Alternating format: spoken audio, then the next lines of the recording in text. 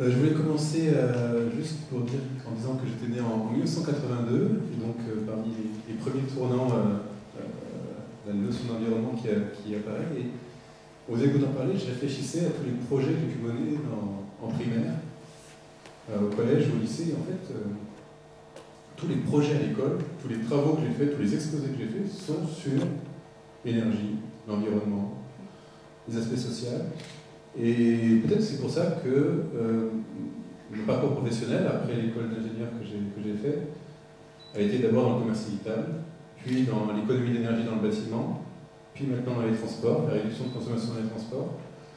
Et donc on assiste, par exemple, des architectes dans leur dessin pour faire du bioclimatisme, on conçoit des réseaux performants, on assiste des régions dans les appels d'offres, pour avoir des exigences environnementales. On aide l'ADEME, par exemple, dans la rédaction de guides de retour d'expérience sur des bâtiments performants. L'idée est de récupérer sur les moteurs thermiques la chaleur qui est perdue. Imaginez un pot d'échappement de véhicule, c'est à 400 degrés à peu près. 400 degrés, on peut vraiment faire quelque chose avec cette température-là, cette chaleur-là. Par comparaison, une centrale nucléaire, ça chauffe de l'eau à 200-250 degrés. Et donc 400 degrés sur un camion, j'ai encore plus d'énergie que une centrale nucléaire, donc je peux faire quelque chose. Et donc l'idée est née de là, de récupérer de la chaleur perdue sur les véhicules.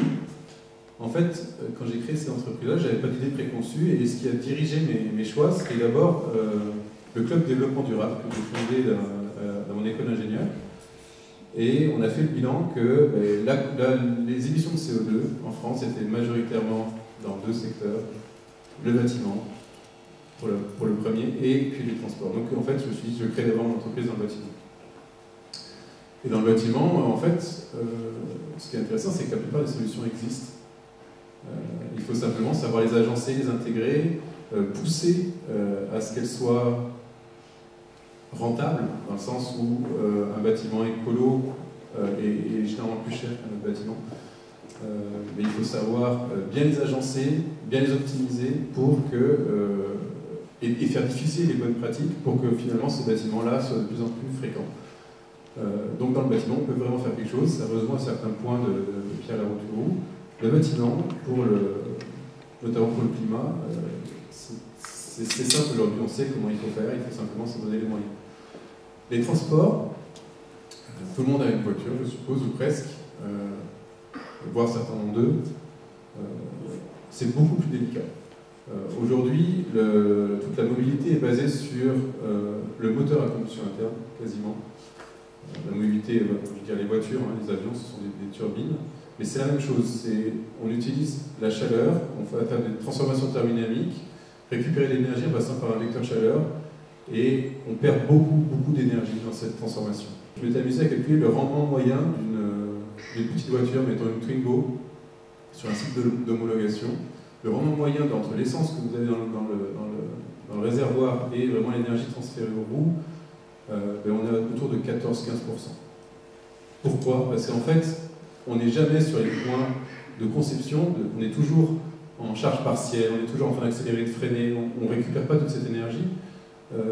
On a des rendements désastreux. Et par exemple, les hybrides peuvent essayer de faire quelque chose. Que font les constructeurs automobiles?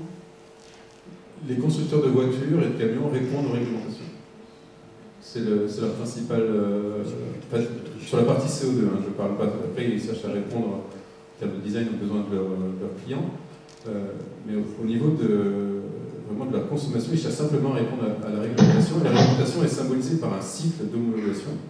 Et par exemple, aujourd'hui, il n'y a pas encore de réglementation en Europe sur la consommation des voitures. Et donc en fait, on ne va pas chercher du tout la réduction de consommation. Je défie quiconque ici de dire qu'il a acheté une voiture parce qu'elle consommait peu. Elle a plutôt acheté une voiture parce qu'elle n'était pas chère, parce qu'elle lui plaisait, parce qu'elle était plus grande pour pouvoir mettre des enfants, mais pas parce qu'elle consommait peu. Avec des technologies basses, de nanotech, ou est-ce qu'il faut forcément être ingénieur et avoir fait des années et des années d'études pour trouver des technologies qui permettront d'être efficaces?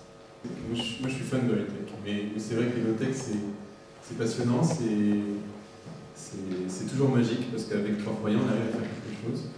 En fait, tout va dépendre du niveau d'attente du client, du consommateur, de manière générale, de la personne à qui est destiné le produit.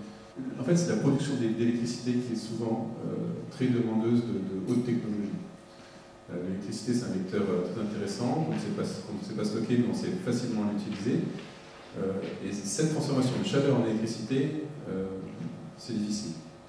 Alors la partie high-tech, ça va être par exemple, sur les nouvelles voitures, vous avez par exemple un échangeur sur le pot d'échappement qui vient préchauffer l'air de cabine ou qui vient préchauffer le circuit de refroidissement pour qu'en fait le rendement du moteur soit bien meilleur tout de suite. Parce qu'une voiture, on sait quand elle est froide, les rendements sont mauvais.